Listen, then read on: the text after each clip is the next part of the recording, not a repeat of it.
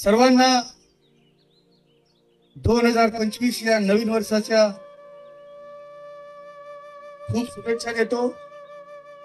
आपलं हे वर्ष सर्वांचंच सुख समृद्धी भरभराटीचं आणि आपण पाहिलेल्या स्वप्नांची जरूर झेप घेऊन यशस्वी व्हावी अशा प्रकारच्या सर्वांना शुभेच्छा देतो। या भागाचा एक लोकप्रतिनिधी विद्यार्थी अजून वोटर नाहीयेत, आहेत आपल्याकडे आहे असतील त्याच्यात, पण आपण सर्वांनी आपलं खूप किमती मतदान मला दिलेलं आहे आणि तुमच्यामुळे आज मी या स्टेजवर उभा आहे। आणि म्हणून या संबंध डहाणू तलासरी या 2 तालुक्यांमध्ये प्रत्येक क्षेत्रामध्ये जे महाराष्ट्र सरकारच्या नियंत्रणाखाली आहेत त्या प्रत्येक क्षेत्रामध्ये एक चांगली कामगिरी करावी ही माझी व्यक्तिगत जबाबदारी आहे।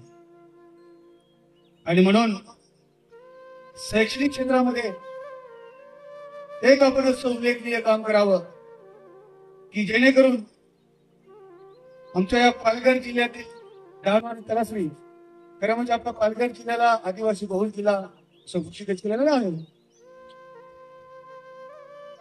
आणि या ग्रामीण भागातील जी आमची मुलं आहेत ही खरोखर त्यांच्यामध्ये असे नैसर्गिक गुण आहेत। काही गुण आपल्याला आपल्या शरीरामध्ये किंवा आपल्यामध्ये जाणावे लागतात, काही गुण नैसर्गिक असतात, त्याचा विकास आपल्या शाळेमध्ये होत असतो। आज आपण वेगवेगळ्या प्रकारचे जे आपण काही मेडल्स, प्रमाणपत्र अशा प्रकारचे बक्षीस आपण घेतले। त्या क्षेत्रामध्ये एक माझी जबाबदारी म्हणून आपल्याला काय करता येईल का अशा प्रकारच्या संकल्पना त्या स्टेजवर बसले सर्व प्रतिनिधी आणि मी स्वतः आमच्या मनामध्ये आहे। इथे आपण छोटीशी चित्रफित दाखवली, ते वास्तव आहे। त्यावेळेस 50,000 नव्हते, पक्षाच्या लोकांनी जमा करून दिलं होतं। आता पगार असल्यामुळे माझी प्रॉपर्टी आता 47 लाख रुपये किती, हा त्याच्यामध्ये माझ्या 20 लाखाचं घर आहे, म्हणजे जे आहे ते पण साधेच आहे। परंतु मी ज्या विधानसभेत जातो त्या विधानसभेमध्ये एक आमदाराचं बाथरूम 46 लाखाचं आहे। माझी मुलाखत तुम्ही पाहिलेली आहे का? मला प्रश्न विचारला की तुम्ही ज्या सभेमध्ये विधानसभेत जाता त्या सभेमध्ये खूप श्रीमंत मंत्री आमदार आहेत सर्व, तर तुम्हाला काय वाटतं? मी सांगितलं मला काय वाटतं, मी नेहमी ग्राउंडवर काम करतो, लोकांचं काम करतो, त्याच्यामुळे मला असं वाटतं की त्यांच्याकडे सर्व श्रीमंत मी असेल, पैशामध्ये नाही कामामध्ये।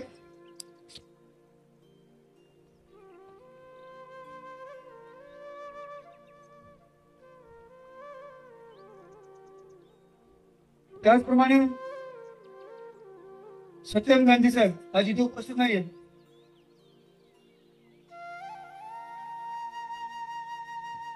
मी म्हणजे सत्यम गांधी कसे 2019 पासून विठ्ठल मॅडम, मोहपात्रा मॅडम आणि आता सत्यम गांधी तसे की म्हणजे आपला प्रकल्प अधिकारी त्यांच्याकडे 2 चार्ज आहेत, प्रांत अधिकारी म्हणून त्यांच्याकडे 4। सत्यम गांधी माझे खूप जवळचे मित्र, त्या व्यक्तीचे स्ट्रगल तुम्ही समोर पाहिलं। मी कधी असं कोणता अधिकार आला तर त्याच्या कौटुंबिक जीवनामध्ये असं फारसा विचारत नाही, परंतु सत्यम गांधींना विचारतात गांधी साहेब आपल्या परिवारामध्ये कोण आहेत त्यांनी सांगितलं, त्यांचे स्ट्रगल पण त्यांनी मला सांगितलं. कारण ते सुद्धा या भागामध्ये फिरत असताना त्यांना सुद्धा माहिती आहे की इथले जे लोकप्रतिनिधी आहेत, कामगार म्हणून आहेत, ते जातात तळागाळात लोकांचे काम करतात. ती माहिती त्यांना मिळाली होती आणि म्हणून म्हणाले की सर तुमचं सुद्धा काम एक बऱ्यापैकी तुम्ही करता. मी सांगितलं हो, ही जबाबदारी किती मला करावं लागतं. आज ते राहिलेच तिथे काय कामाने मी त्यांनी बाहेर गेलो. त्यांनी खरं म्हणजे राहायला इथे उपस्थित राहायला पाहिजे होता. ठीक आहे, मी त्यांना पुन्हा सांगेन की अशा प्रकारचा कार्यक्रम तिकडच असतात, तुम्ही कॅन्सल करायचा आणि इकडे राहायचं.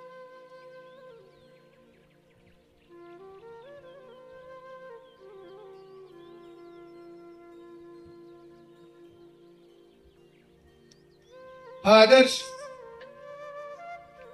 आपल्याला घ्यायचा आहे. तुमची शाळा नक्कीच मी नाव ऐकलेलं आहे वरवाड शाळेचं. कधीही तुमची शाळा पुढे असते कोणत्याही क्षेत्रामध्ये.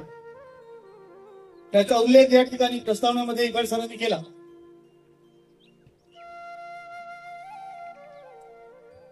आणि आम्ही सर्व स्टेजवर नेते बसले बघून त्यांनी काही मागणी केलेली आहे, त्याची पूर्तता आम्ही करू, नक्कीच करावी लागेल. म्हणजे त्यांनी मागणी केली म्हणून नाही तर आमची जबाबदारी नाही. परंतु काही गोष्टी ह्या आमच्या निदर्शनास आणून द्याव्याच लागतात. एवढं मोठं क्षेत्र आहे तर सर्वच गोष्टी लक्षात नसतात. आणि म्हणून माझी विनंती राहील की तुम्ही जर एक निवेदन लेखी स्वरूपात दिल्या तर ते अजून आमच्यासाठी भेटत नाही.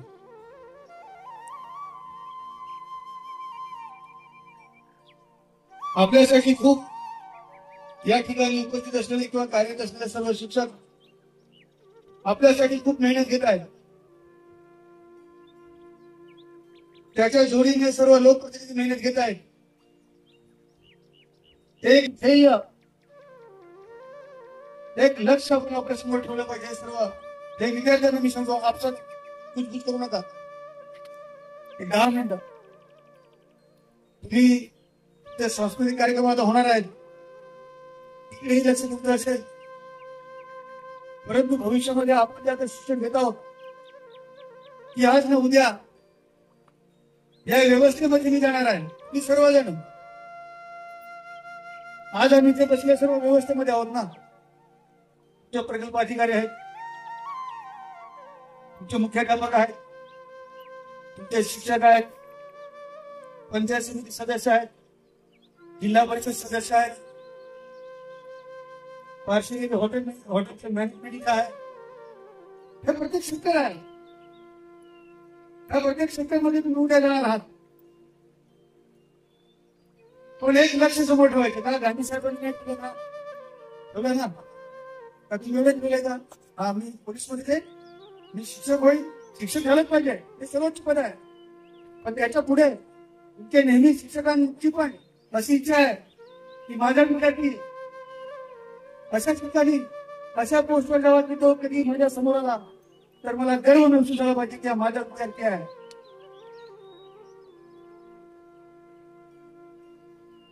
अशा प्रकारची कामगिरी आपल्याला करायची आहे. शैक्षणिक क्षेत्रामध्ये विद्यार्थ्यांना शिकण्यासाठी एक पोषक वातावरण असलं पाहिजे. तुम्हाला लागणारे सर्व शैक्षणिक साहित्य असलं पाहिजे. तुम्हाला जो आहार मिळतो तो आहार चांगला मिळाल्यापैकी योग्य मिळाला पाहिजे. थोडेसे तक्रारी माझ्याकडे आहेत, त्याचे निवारण आपण पुढे करू. सेंटर किती आहे ना. मला परवा दिवशी कोणतरी म्हणाला की म्हणे साहेब 1 वाजता दुपारच्या जाऊन येतं मुलांना चक्कर येते. तर हा प्रश्न म्हणजे इथे स्टेजवर बसल्यानंतर पण तो माझा आहे, तो मला सभागृहामध्ये घ्यावा लागेल आणि येणाऱ्या अधिवेशनमध्ये तो अधिवेशनमध्ये मुद्दा आम्ही घेईल की जेणेकरून आम्ही सुद्धा असं शाळेमध्ये शिकेल आहोत आणि त्यावेळी जेवण आम्हाला तिथे शिक्षण मिळायचं. कधी कधी कागदामध्ये गळ्या असायच्या, आता होत्या की काय होत्या, आम्ही काढून टाकायचो. शिकलेले असायचे. पण शिक्षण घ्यायचं असेल तर ह्या गोष्टी दुय्यम आहे. पण वेळेवर जेवण मिळालं पाहिजे. त्याच्यासाठी नक्की आपण प्रयत्न करणार आहोत. परंतु आपल्याला खूप पुढे जायचं आहे. क्रीडा क्षेत्रामध्ये आपण शिकत असताना दोन्ही गोष्टी, अभ्यास, स्टडी आणि खेळ, दोन्ही आपल्याला असं समांतर घेऊन जायचे आहेत. आणि म्हणून आपण 2023-24 मध्ये डहाणूमध्ये क्रीडा महोत्सव ठेवला होता. आता सकाळी घरातून मी गाडी घेऊन निघालो तर रस्त्यावर मुलं बॅट घेऊन दिसतात मला, छोटी छोटी पण बॅट. आणि सकाळी मी 7, 6:30, 7 वाजता उठतो. मी उठत नाही तोपर्यंत आमच्या गावातल्या आजूबाजूची छोटी छोटी पोरं गेट जवळ उभे राहतात. आणि मी बोलतो, काय रे साहेब, मॅच ठेवलेली आहे. असं का? तर काय बक्षीस आहे? तर म्हणे 1500 रुपये बक्षीस ठेवलेलं आम्ही. ठीक आहे, घेऊन जा, मुलांना खाऊ खायला दिलं समजतो. आणि आपल्या ह्या भागातली मुलं म्हणजे ठीक आहे, खेळ आहे तो, परंतु खूप मोठ्या प्रमाणामध्ये आज क्रिकेट हा खेळ खेळला जातो. पण त्याच्या जोडून इतर खेळ त्याला पण आपण प्राधान्य दिलं पाहिजे, पुढे घेऊन आलं पाहिजे. आणि म्हणून 26 खेळ ठेवले होते. कबड्डी, खो खो आपल्या मातीचे खेळात आपल्या सर्वांना माहिती आहे. नंतर ते लगोरी म्हणतात, ते माहिती आहे का? लगोरी माहिती आहे. विटी दांडू माहिती आहे? विटी दांडू हे सगळं ठेवलं आपण. पेचकी ते आपण सगळं ठेवलं. तर आता मला वाटतं इकडचे विद्यार्थी कुठे 25 बोलवलं आणि त्यांना सांगितलं विटी दांडू खेळायचं आपल्याला. मग विटी दांडू मी स्वतः आणि बोडके साहेब आम्ही खेळलो. सांगण्याचं तात्पर्य की अशा सुद्धा खेळांना प्राधान्य आपण देण्याचा संकल्प ठेवलेला आहे, तो आपण करतो. आणि हे का, त्याला तुम्ही का महत्व दिलं पाहिजे? तर ज्या वेळेस तुम्ही तुमचं शिक्षण पूर्ण केल्यानंतर जेव्हा कोणत्याही सरकारी सेवेमध्ये जा किंवा एखाद्या चांगल्या उद्योगामध्ये तुम्ही नोकरीसाठी जेव्हा जाल किंवा एखाद्या चांगल्या ऑफिसमध्ये तुम्ही जाल, तर तुमचे डॉक्युमेंट चेक केले जातात. तुमच्याकडे एज्युकेशनच्या बाबतीत तुमचे सर्व डॉक्युमेंट चेक केल्यानंतर त्याच्या पलीकडे काय आहे. तर अशी 2 विद्यार्थ्यांची उदाहरणं माझ्याकडे आली होती की ते जॉबसाठी गेल्यानंतर त्यांचं शिक्षण, ते झालेले पदवी, जे उत्तीर्ण झाले ते सर्व डॉक्युमेंट्स पाहिले गेले आणि विचारले का याच्या पलीकडे तुमच्याकडे काय. तेव्हा त्यांनी खेळाच्या सर्टिफिकेट आणि मेडल दाखवलं आणि त्वरित त्यांना जॉब त्यांनी तिथे जॉबवर त्यांनी रुजू केलं. तर हे भविष्यामध्ये हे सुद्धा आपल्याला खूप फायदेशीर आहे. परवाच्या दिवशी तलासरी येथे तालुकास्तरीय जिल्हा क्रीडा स्पर्धा होत्या. त्यावेळेस आपल्या तलासरीचे तहसीलदार पाठक साहेब त्यांनी उदाहरण दिली की ते म्हणाले की माझ्या बॅचमध्ये असलेले ज्यांनी स्पोर्ट्समध्ये असं प्रावीण्य मिळालं होतं की त्यांच्याकडे मेडल्स आणि सर्टिफिकेट होते, तर त्यांना चांगल्या सेवेमध्ये, सरकारी सेवेमध्ये त्यांना सामावून घेण्यात आलं. तर क्रीडा क्षेत्राला आज तुम्ही बक्षिसे घेतलेली आहेत, आपण पुढे घेऊन जाण्याचा प्रयत्न करतोय. अशा प्रकारची संकल्पना मी एक तयार केलेली आहे की पूर्ण या मतदारसंघामध्ये एक तलासरी आणि डहाणूमध्ये एक अशी एक समिती आम्ही बनवणार आहोत की प्रत्येक खेळामध्ये म्हणजे संघ असतो, संघामध्ये खेळाडू असतात, 7 असतात, 9 असतात, 11 असतात. पण जर तो संघबद्ध झाला की 11च्या 11 खेळाडू बाहेर फेकून जातात. पण त्याच्यामध्ये 2-4 खेळाडू असे असतात की ते एकदम हिरे असतात, परंतु संघबद्ध झाला म्हणून ते बाहेर येतात. पण असे खेळाडू आपल्याला निवडायचे आहेत आणि फक्त तालुका असताना जिल्हा, राज्य आणि राष्ट्रीय पातळीवर कसे जातील, त्यांना थोडस दिशा किंवा मार्गदर्शन कसं करता येईल, थोडस आर्थिक सहाय्य कसं करता येईल, अशा प्रकारची संकल्पना आपण ठेवलेली आहे. येणाऱ्या काळामध्ये आपण ती सुद्धा फॉर्म करून विद्यार्थ्यांना पुढे जाण्याची संधी आपण देणार आहोत. इतर क्षेत्रामध्ये सुद्धा आपण विद्यार्थ्यांना चांगल्या पद्धतीची संधी आपण देणार आहोत. आणि म्हणून जास्त वेळ न घेता तुम्हाला या ठिकाणी शुभेच्छा देतो, थांबतो. धन्यवाद.